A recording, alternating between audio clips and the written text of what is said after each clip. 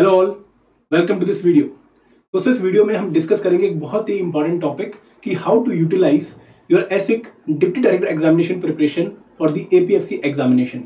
आप में से कई सारे एस्पिरेंट ऐसे हैं जिन्होंने एसिक डीडी एग्जाम अटेम्प्ट किया है और काफ़ी अच्छे उनके रिस्पॉन्स भी हैं, और उसके बाद वो सोच रहे हैं कि एपीएफसी एग्जाम की भी हमें प्रिपरेशन स्टार्ट करनी चाहिए, लेकिन वो कंफ्यूज हैं कि किस तरीके से हम अपनी ऑलरेडी करी हुई प्रिपरेशन को, जो कि उन्होंने एसिक डिप्टी डायरेक्टर एग्जामिनेशन के लिए करी है, उसको हम यूटिलाइज करें या फिर यूज करें for the preparation of APFC examination. तो इस वीडियो में मेरा पर्पस यही रहेगा कि मैं आपको एक लिंक बना के दूं कि किस तरीके से आप अपनी एग्जिस्टिंग प्रिपरेशन को यूटिलाइज कर सकते हैं for the APFC examination preparation. ठीक है, इस वीडियो को एंड तक पक्का देखिएगा, क्योंकि यहाँ पर मैं आपको पूरा डिटेल्ड में समझाने वाला हूं कि क्या आपके फोकस एरियाज रहेंगे, किस तरीके से आपको अपनी प्रिपरेशन को अप्रोच करना है। जो बच्चे नए हैं उनसे मैं रिक्वेस्ट करूंगा कि please subscribe to our YouTube channel and also join our Telegram group. Telegram group का जो लिंक है वो नीचे डिस्क्रिप्शन बॉक्स में दिया गया है। दोस्तों, अगर मैं एग्जामिनेशन की बात करूं तो एग्जामिनेशन को कंपेयर करूं जिनका नाम है एसिक डीडी या फिर एसिक डिप्टी डायरेक्टर एग्जामिनेशन या फिर एपीएफसी एग्जामिनेशन, तो इनके पैटर्न में बहुत सारी सिमिलैरिटीज हैं। और सबसे बड़ी सिमिलैरिटी जो एक बहुत इंपॉर्टेंट पैरामीटर भी है किसी एग्जामिनेशन के लेवल को जज करने का, वो है कि एग्जाम कंडक्टिंग बॉडी कौन सी है। तो अगर मैं दोनों ही एग्जामिनेशन की बात करूं, एसिक डीडी और एपीएफसी, इन दोनों की ही एग्जाम कंडक्टिंग बॉडी सेम है, यूनियन पब्लिक सर्विस कमीशन।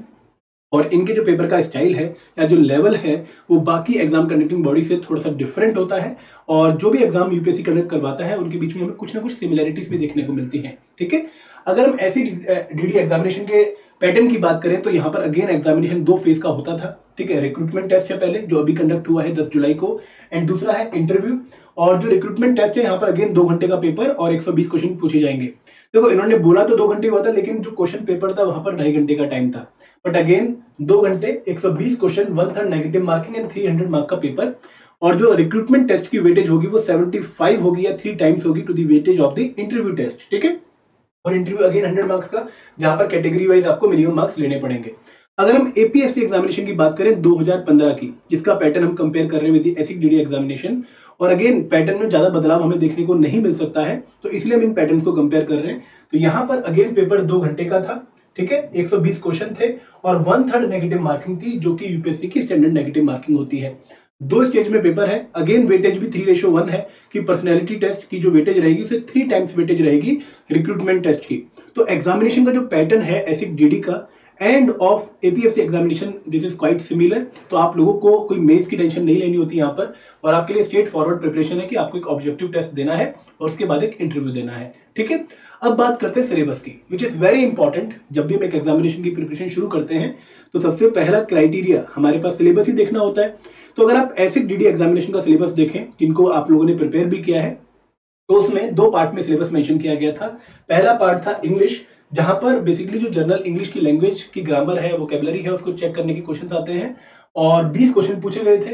ठीक है, उसके बाद जो पार्ट बी है जनरल एबिलिटी, यहाँ पर बहुत सारे कंपोनेंट्स हैं। अगेन पेपर में आपको ऐसे बहुत स्ट्रिक्ट सेपरेशन देखने को नहीं मिलेगी, एक कंटिन्यूटी में पेपर चलता है। ठीक है, और जो जनरल एबिलिटी के सब्जेक्ट थे उसमें प्रिंसिपल ऑफ एचआरएम था, प्रिंसिपल ऑफ मार्केटिंग मैनेजमेंट था, प्रिंसिपल ऑफ अकाउंटिंग था, राइट टू इन्फॉर्मेशन एक्ट था, numerical ability and logical reasoning था, fundamentals of computer application, public general science, पबेड and developmental issues, freedom movement and Indian union, last but not the least the current events of national and international importance. अब हम देखते हैं APFC examination का syllabus जो हमें prepare करना है। ठीक है, और यहां पर ही आपको सबसे बड़ी टेंशन आ रही होगी कि मुझे ये तो बता दो कि मैंने क्या प्रिपेयर कर लिया है जो मुझे दोबारा प्रिपेयर नहीं करना है, या फिर जिसको मुझे सिर्फ और सिर्फ अब रिवाइज करना है। तो यहाँ पर जो चीज मैंने बोल्ड कर रखी है बेसिकली, उसका मतलब क्या है कि ये हमने ऑलरेडी कहीं ना कहीं कवर कर ली है while preparing for the एसिक deputy director examination. ठीक है, तो यहाँ पर जनरल इंग्लिश आप लोगों ने प्रिपेयर कर ली है, करंट इवेंट्स आप लोगों ने टिल जून 2022 प्रिपेयर कर लिए हैं। ठीक है, जो एक टॉपिक है एपीएफसी के सिलेबस में Indian culture, heritage and freedom movement, यहाँ पर फ्रीडम मूवमेंट वाला जो पार्ट है वो आप प्रिपेयर कर चुके हो, क्योंकि यहाँ पर कल्चर बेसिकली नहीं था। अगर हम बात करें तो यहाँ पर freedom movement and Indian union था, तो आप लोगों ने कल्चर वाला पार्ट अभी प्रिपेयर नहीं किया है, लेकिन फ्रीडम मूवमेंट, मॉडर्न हिस्ट्री वाला पार्ट आप प्रिपेयर करके आए हो। Then population development and globalization एक यूनिक टॉपिक है जो कि हमें एपीएफसी एग्जामिनेशन में देखने को मिलता है। Governance and constitution of India, ये टॉपिक आप प्रिपेयर कर चुके हो in the form of Indian union, या फिर आपने पबेड में भी इसको पढ़ा है। ठीक है, बेसिकली पॉलिटी वाला पार्ट है, आप लोगों ने प्रिपेयर पक्का किया है in the ESIC DD examination. Then Indian economy यहाँ पर यूनिक है, ठीक है। अकाउंटेंसी आपने पढ़ी है लेकिन ऑडिटिंग आपने नहीं पढ़ी।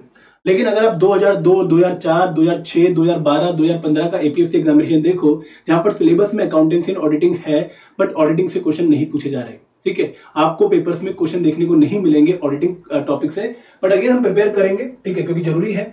तो ये आपको अलग से प्रिपेयर करना है। अकाउंटेंसी आप लोगों ने प्रिपेयर कर रखी है। Industrial relation and labour laws again prepare करना है। इंश्योरेंस प्रिपेयर करना है। Basic knowledge of computer application आप लोग प्रिपेयर कर चुके हो in the form of fundamentals of computer application. General science आप लोगों ने प्रिपेयर कर ली है, यहाँ पे भी आपने करी थी। एंड एलिमेंट्री मैथ आपने प्रिपेयर कर लिया है, क्योंकि यहाँ पर एक टॉपिक था न्यूमेरिकल एबिलिटी, जो बेसिकली यही हमारा यहाँ पे फिट होगा। एंड स्टैट आपको अलग से प्रिपेयर करना पड़ेगा, क्योंकि एपीएफसी एग्जामिनेशन में 2 से 3 क्वेश्चन स्टैट के पूछे जाते हैं। टफ नहीं है लेकिन पढ़ा होना चाहिए। मतलब अगर सिंपल क्वेश्चन भी आपको अगर अटेम्प्ट करना है तो बेसिक नॉलेज होनी चाहिए। तो ये आपके कुछ कॉमन क्वेश्चंस हैं, ठीक है। अगेन मैं आपको अच्छे से समझाता हूँ इसको कि आपको प्रोसीड कैसे करना है। तो आपने क्या ऑलरेडी प्रिपेयर कर लिया, आपको लिस्ट बनानी है उसकी कि मैंने ऑलरेडी क्या क्या प्रिपेयर कर लिया है। और ये लिस्ट कैसे बनेगी, जो हमने पिछले वाला कंपैरिजन किया है कि दोनों सिलेबस हमने सामने रखे और हमने देखा कि कौन सा कॉमन कंपोनेंट था जो हमने ऑलरेडी प्रिपेयर कर लिया था। तो आप लोगों ने जनरल इंग्लिश प्रिपेयर कर ली है, आप लोगों ने करंट अफेयर्स टिल 2022 प्रिपेयर कर लिए हैं, आप लोगों ने Indian polity, elementary math, computer application, accountancy, general science and freedom movement, ये कंपोनेंट आपने प्रिपेयर कर लिए हैं। अब दोस्तों करने का मतलब ये नहीं है कि ये आपके हमेशा के लिए प्रिपेयर हो गया, क्योंकि ये चीजें ऐसी हैं, ये सब्जेक्ट ऐसे हैं कि अगर आप थोड़े से भी टाइम के लिए आउट ऑफ टच जाओगे तो आपकी प्रिपरेशन इनमें बिल्कुल ही धूमिल हो जाएगी या फिर डाइल्यूट हो जाएगी, ठीक है। तो अब आप क्या करोगे, पहली बात तो आपको ये ध्यान रखना है कि जो कंपोनेंट आपने नहीं पढ़े हैं आप उनको अपने डेली शेड्यूल का हिस्सा बनाओगे। जैसे आप में से काफी लोग वर्किंग प्रोफेशनल रहे होंगे या फिर होंगे अभी भी, ठीक है। तो उनके पास टाइम लिमिट का बहुत क्रंच रहता है, ठीक है। टाइम मैनेजमेंट एक बहुत बड़ा इशू आता है। तो अगेन आप लोगों को जो आपके पास टाइम है, मान लो अगर आपके पास 4 घंटे का टाइम है, आपको उसको डिवाइड करना पड़ेगा 3 घंटे एंड 1 घंटे। मतलब इस तरीके से आप डिवाइड कर लो जब तक एग्जाम की नोटिफिकेशन नहीं आती है, क्योंकि अभी कोई अपडेट नहीं है रिगार्डिंग द एग्जाम नोटिफिकेशन। 3 घंटे वाला जो टाइम है, इसमें आप जो नया पोर्शन आपने पढ़ना है उसको आप कवर करना शुरू कर दो, क्योंकि एक बार आपको ये टॉपिक्स पढ़ने पड़ेंगे। अगेन पेपर बहुत टफ लेवल का नहीं है, मतलब बहुत एक्सट्रीमली टफ लेवल का अगर हम पेपर देखें तो नहीं है इन कंपोनेंट्स में, बट हमें एक बार इनकी रीडिंग करनी पड़ेगी ताकि हमारा सिंपल क्वेश्चन गलत ना हो, ठीक है। तो Indian culture, again Nitin Singhania book आप पढ़ना शुरू कर दो, अच्छी है बहुत। Population development and globalization important topic है। यहाँ पर अगेन कुछ सेलेक्टेड टॉपिक्स हैं, जैसे डेमोग्राफी, सेंसस 2011 आप पढ़ोगे, देन सस्टेनेबल डेवलपमेंट गोल्स आप पढ़ लो, ठीक है। ग्लोबलाइजेशन टॉपिक पढ़ लो। इंडियन इकोनॉमिक आप लोगों ने पक्का किसी ना किसी एग्जाम के लिए प्रिपेयर किया होगा, बट अब ब्रश अप करने का उसको टाइम है और रिवाइज करने का टाइम है। Industrial relation and labour law बहुत सारे बच्चों के लिए एक नया टॉपिक रहेगा, तो इसको अच्छे से कवर करना है। लेबर कोड्स भी है हमारे पास। ऑडिटिंग आपको प्रिपेयर करना है। Insurance, not a very vast topic, but again we have to cover. And stat हमें भी ये पढ़ना है। तो पहले आप अपने शेड्यूल में जो मेजॉरिटी का टाइम है वो इन टॉपिक्स को कवर करने में लगा दो, ताकि एक बार आपका सिलेबस पूरा कंप्लीट हो जाए, ठीक है। उसके बाद दोस्तों आपको क्या करना है कि जो आपने ऑलरेडी पढ़ लिया है, जो आपने पहले ऑलरेडी कवर कर लिया है, फॉर एग्जांपल आप लोगों ने जनरल इंग्लिश पढ़ ली है, इंडियन पॉलिटी पढ़ ली है, तो इनको आपको रिवाइज करना है। दोस्तों ये बहुत जरूरी है, क्योंकि ये टॉपिक्स ऐसे नहीं है कि एक बार आपने पढ़ लिया तो आपको परमानेंटली वो याद हो जाएंगे।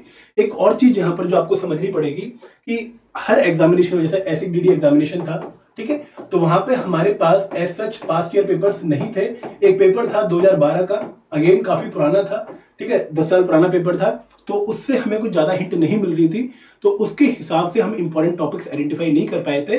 और काफी ज्यादा बच्चों ने लगभग सारा सिलेबस जो है वो प्रिपेयर किया था और उसके हिसाब से ही उन्होंने अपने एग्जाम को दिया भी था। वो बात अलग है कि एग्जाम मॉडरेट लेवल का है, इसलिए काफी बच्चों का स्कोर अच्छा बन रहा है। अगर हम एपीएफसी एग्जामिनेशन की बात करें, ठीक है, तो एपीएफसी एग्जामिनेशन के लिए हमारे पास पास्ट ईयर पेपर्स हैं।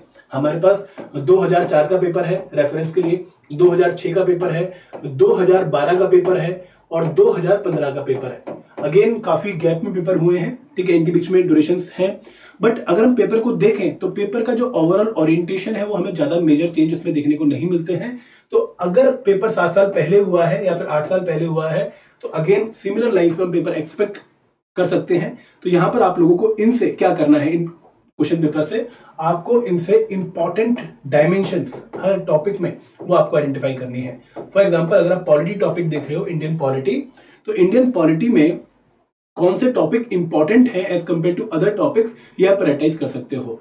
जैसे अगर मैं बात करूं सिविल सर्विस एग्जामिनेशन की, तो वहां पर हम कहते हैं कि फंडामेंटल राइट टॉपिक बहुत इंपॉर्टेंट है, ठीक है, मतलब FR, DPSP एंड FD इनकी जो ट्रिनिटी है ये बहुत इंपॉर्टेंट है, इससे 2-3 क्वेश्चन आने ही आने हैं।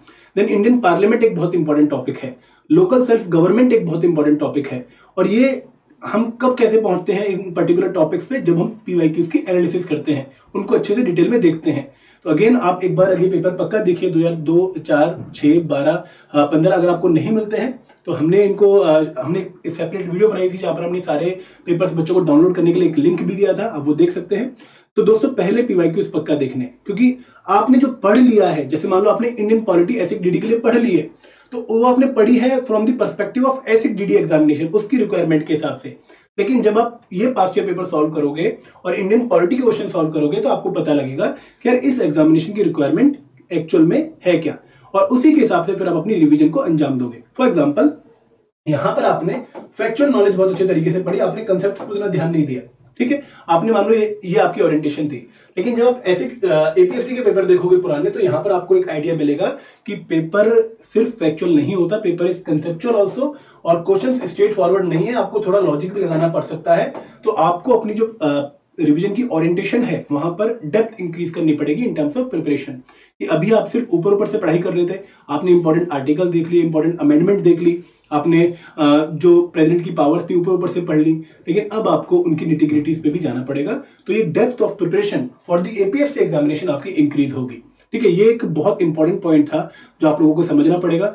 और कहीं ना कहीं दोस्तों एसिक DD की प्रिपरेशन में एक बहुत बड़ा इशू जो देखने को मिला वो ये था कि एग्जाम की नोटिफिकेशन आई थी वे बैक इन सितंबर, उसके बाद एग्जामिनेशन का अता पता नहीं था, तो हमारे पास एक कांस्टेंट ट्रैक नहीं था मोटिवेशन का कि यार एक सामने डेट हो, हम उस हिसाब से प्रिपेयर करें। तो वहां पर एकदम डेट अनाउंस होती है जून में, 10 जुलाई की डेट आती है, तो बहुत जल्दी बच्चों ने प्रिपेयर किया। तो कुछ बच्चों की जो प्रिपरेशन थी वो उतनी तगड़ी नहीं हो पाई, उतनी अच्छी नहीं हो पाई जितनी की हो सकती थी। तो अब APSC एग्जामिनेशन में आप ये ग्रांटेड लेके नहीं चलोगे कि मेरी इन सब्जेक्ट्स की प्रिपरेशन बहुत स्ट्रांग है, ठीक है। आप लोगों ने उस टाइम एग्जाम के लिए प्रिपेयर किया, 1 महीने में प्रिपेयर किया, तो अब आपको जो आपने रफ प्रिपरेशन करी थी उसको स्मूथ बनाने का टाइम आ चुका है। तो जो रिवीजन आपने करनी है इन टॉपिक्स की, एक एक कंपोनेंट उठा लो। फॉर एग्जांपल सबसे पहले आपने अगेन इंडियन पॉलिटी उठा लिया, ठीक है। तो इंडियन पॉलिटी जैसे ही आप उठाओगे तो उसको 1 घंटे डेली देना है, लेकिन अच्छे से रिवाइज करना है। मतलब आप अगर टाइम बढ़ाना चाहो बढ़ा भी सकते हो, एटलीस्ट 2 घंटे की सीटिंग हो तो ज्यादा बेटर रहेगा। तो वहां पर आपने अच्छे से उसको रिवाइज करना है, ये मान के चलना है कि यार पहले मैंने थोड़ा सा अच्छे से नहीं पढ़ा, अब मैं और अच्छे से पढ़ता हूं इसको, ठीक है। एक और बात दोस्तों आपको ध्यान देनी है कि यहाँ पर जो आपको PYQs की प्रैक्टिस करनी है वो बहुत जरूरी है, क्योंकि PYQs ही आपको बताएंगे कि जो आप रिवीजन कर रहे हो वो सही है या नहीं है, ठीक है। और कुछ सब्जेक्ट ऐसे हैं जहां पर अगेन आप PYQs देखोगे तो आपको लगेगा कि इनका लेवल थोड़ा डिफरेंट है जो सिलेबस में एक्चुअली मेंशन कर रखा है। फॉर एग्जांपल अगर हम जनरल साइंस का टॉपिक देखें तो एसिक DD एग्जामिनेशन में जनरल साइंस की जो क्वेश्चन है वो बेसिक साइंस ही थी, 6 से 10th वाली साइंस, ठीक है। स्ट्रेट फॉरवर्ड क्वेश्चन वैसे ही थे। लेकिन अगर आप APSC एग्जामिनेशन का PYQ देखोगे तो वहां पर टेक्नोलॉजी रिलेटेड क्वेश्चन भी है, मतलब 5G के बारे में क्वेश्चन होगा, नैनोटेक के बारे में क्वेश्चन होगा, बायोटेक के बारे में क्वेश्चन होगा। तो आपको करंट अफेयर में टेक्नोलॉजी वाला पार्ट अच्छे से कवर करना पड़ेगा, ये बहुत जरूरी है और एग्जाम की रिक्वायरमेंट भी है, ठीक है। तो आप लोगों को करना क्या है कि जो पुराने कंपोनेंट आपने पढ़े हुए हैं वो आपने रिवाइज करने हैं, ठीक है, अच्छे से रिवाइज करने हैं। ये मान के चलना है कि नहीं APSC एग्जामिनेशन की रिक्वायरमेंट थोड़ी सी हायर लेवल पे है, थोड़ी सी टफर लेवल पे है, तो मुझे और अच्छे से पढ़ना है, प्लस जो कंपोनेंट आपने ऑलरेडी पढ़ रखे हैं वो आपने रिवाइज करने हैं, ठीक है। तो ये आपकी ओरिएंटेशन रहने वाली है। और अप्रोच, अगेन अप्रोच बहुत जरूरी होती है। तो टफ लेवल है APSC का। अगर मैं एसिक DD का इस बार का पेपर देखूं तो मैं ये नहीं कहूंगा कि पेपर बहुत टफ था, ठीक है। नो डाउट बाद में हमें ऐसा फील भी हो रहा था कि पेपर टफ नहीं है, बट अगर हम ऑन द स्पॉट देखें और मेजोरिटी बच्चों से बात करने के बाद जो एक्सपीरियंस मिला वो देखें तो paper was not that tough जो कि APSC लेवल में हम अज्यूम कर रहे हैं। करंट अफेयर यहाँ पर आपको थोड़ी वाइड कवरेज करनी पड़ेगी, टेक्नोलॉजी वाला पार्ट भी कवर करना पड़ेगा, और थोड़े से करंट अफेयर के जो क्वेश्चन होंगे APSC में वो हमें UPSC CSE पेपर टाइप के देखने को मिल सकते हैं। जनरल स्टडीज आपको अगेन थोड़ी कंसेप्चुअल ओरिएंटेशन बढ़ानी पड़ेगी, अपनी अंडरस्टैंडिंग जो है वो आपको इंप्रूव करनी पड़ेगी, ठीक है। तो दोस्तों ये था एक ओरिएंटेशन की एसिक DD की प्रिपरेशन को आपको कैसे यूटिलाइज करना है for the UPSC APSC preparation, ठीक है। अगर आप लोग एक कोर्स के थ्रू प्रिपेयर करना चाहते हैं तो हमने आपके लिए 2 कोर्स लॉन्च कर रखे हैं, बहुत ही स्ट्रॉन्ग अच्छे कोर्स हैं, जो है UPSC master 10 day starter pack. आप पहले चेक करो कोर्स को पूरा अच्छे से और फिर आप एक मास्टर कोर्स में एनरोल कर सकते हो। इसका लिंक जो है वो डिस्क्रिप्शन बॉक्स में है, और एक बहुत ही प्यारा ऑफर भी इस कोर्स पे चल रहा है। अगर आप लोग उसको अवेल करना चाहते हो तो देरी मत करना बिल्कुल। और अगर कोई डाउट है, कोई क्वेरी है रिगार्डिंग एपीएफसी प्रिपरेशन, तो कॉल करिए 8146207241 पर, या एक मेल ड्रॉप कर दीजिए hello@edutap.co.in पर। This is all from my side. Thank you very much. जय हिंद, जय भारत।